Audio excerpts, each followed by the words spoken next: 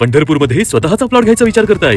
पंढरपूर शहरापासून अगदी हाकेच्या अंतरावर आणि विठ्ठल मंदिराजवळ असलेला हा प्रोजेक्ट तुम्हाला नक्कीच आवडेल। शिक्षणाच्या दृष्टीनेही परिसर उत्तम आहे, कारण सिंहगड कॉलेज समोरच आहे। तसेच नर्सिंग कॉलेज आणि भविष्यात होणाऱ्या मेडिकल कॉलेजच्या शेजारीच हा प्लॉट प्रोजेक्ट विकसित होत आहे। वाखरी गाव हद्दीत पंढरपूर कराड रोड लगत निसर्गरम्य आणि शांत ठिकाणी हे प्लॉट्स उपलब्ध आहेत। रेल्वे स्टेशन फक्त 2 किलोमीटरवर तर एसटी स्टँड अवघ्या 3 किलोमीटरवर असल्यामुळे प्रवासाची ही उत्तम सोय आहे। 1.5, 2 आणि 11 गुंठ्यांचे प्लॉट उपलब्ध असून किंमत फक्त 3,50,000 पुढे सुरू होते। घर बांधण्यासाठी असो किंवा भविष्यासाठी गुंतवणूक, ही संधी खरंच फायदेशीर ठरू शकते। अधिक माहितीसाठी आजच संपर्क करा। ताज्या घडामोडी पाहण्यासाठी आमच्या YouTube चॅनलवरील PVR म्हणजेच पंढरी वार्ता या न्यूजला सबस्क्राइब करा आणि शेजारील बेल आयकॉनवर क्लिक करा। सांगोला तालुक्याच्या राजकारणात मागील 35 वर्षात शेकाप माजी आमदार शहाजीबापू पाटील आणि माजी आमदार दीपक साळुंखे समर्थक असे राजकीय प्रवाह पाहावयास मिळत आलेत। स्थानिक स्वराज्य संस्था निवडणुकीत अनेक वेळा आपली ताकद आजमावत आले आहेत।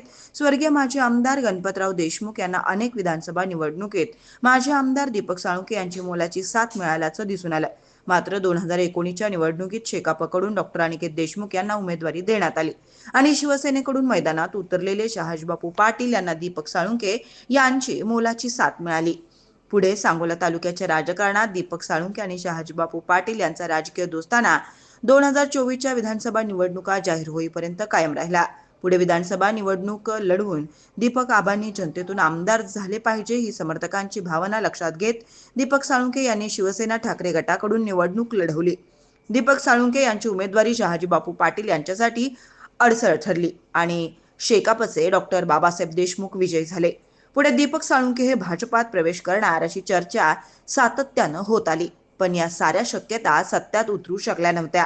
डिसेंबर 2025 मध्ये पार पडलेल्या सांगोला नगरपालिका निवडणुकीत भाजप, शेकाप आणि दीपक साळुंखे यांनी एकत्र येत माजी आमदार शहाजीबापू पाटील यांच्या नेतृत्वाखालील शिवसेनेच्या पॅनलला पराभव करण्यासाठी नव्या समीकरणात जन्माला घातलं। परंतु सांगोल्याच्या जनतेनं हा मनसुबा उधळून लावला। सांगोला नगरपालिका निवडणुकीत डॉक्टर बाबासाहेब देशमुख यांची भाजपशी हातमिळवणी करीत विचारधारेला तिलांजली दिली अशी टीका त्यांच्यावर अनेकदा अगदी स्वगृहात देखील झाल्याचं दिसून आलं आणि कदाचित हीच चूक सुधारण्यासाठी जिल्हा परिषद पंचायत समिती निवडणुकीत शेकाप भाजप युती होऊ शकली नाही। शेकाप आणि दीपक साळुंखे समर्थक यावेळी यांनी एकत्र आले। पंचायत समिती निवडणुकीत महायुतीला भाजप, शिवसेना 5 जागा मिळाल्या होत्या, तर शेतकरी कामगार पक्षाला शेकापला 6 जागा मिळाल्या होत्या।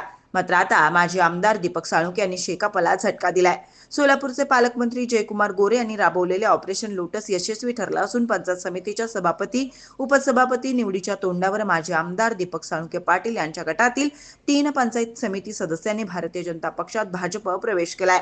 मुंबई येथे पालकमंत्री जयकुमार गोरे यांच्या हस्ते आणि माजी आमदार दीपक साळुंखे पाटील हे उपस्थितीत हा प्रवेश सोहळा पार पडला।